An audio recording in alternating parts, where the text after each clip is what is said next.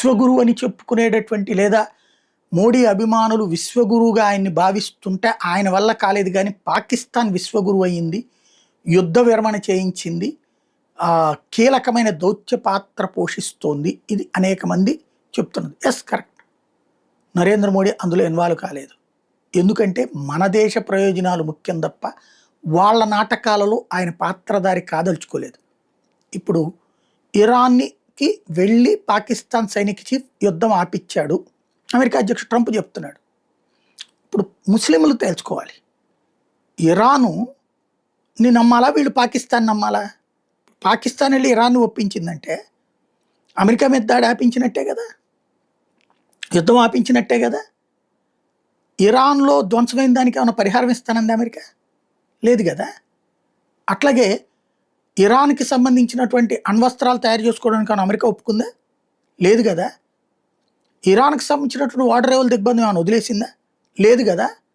Hormuz జలసంధి దగ్గర డబ్బులు వసూలు చేసుకోవడానికి ఇరాన్కి ఏమన్నా అనుమతి ఇచ్చిందా? లేదు కదా. ఇంకా ఇరాన్ ఓడింది కదా. అంటే ఇరాన్ని తన దౌత్యంతో అమెరికా తరపున ఓడించింది పాకిస్తాన్. అంటే పాకిస్తాన్ ఇంకో ముస్లిం దేశాన్ని ఒక క్రైస్తవ దేశం కోసం మోసం చేసింది అందామా? లేదు. అంతర్జాతీయ విదేశాంగ విధానంలో మతాన్ని తురుపు ముక్కగా వాడింది అమెరికా. ముస్లిం దేశం దగ్గరకు ఇంకో ముస్లిం దేశాన్ని, ఒక ముస్లిం అణ్వాయుధ దేశాన్ని ఇంకొక ముస్లిం అణ్వాయుధ దేశం అవ్వాలనుకుంటున్న దాని దగ్గరికి పంపించింది. ఇందులో ఓ లాజిక్ ఉంది. రేపు ఇరానోడు అణుబాంబు తయారు చేస్తే నీ ప్రయారిటీ పొద్దురా నీ ముస్లిం సమాజంలో అని చెప్పబట్టినే కదా అడిపోయింది. ప్లస్ అతని వ్యక్తిగతంగా అతని భార్య పిల్లలకి అమెరికాలో తగినటువంటి వసతి కల్పించింది అమెరికా. అంటే అమెరికా తరపున వాడుకుంటున్నారు ఆసిఫ్ అనేది.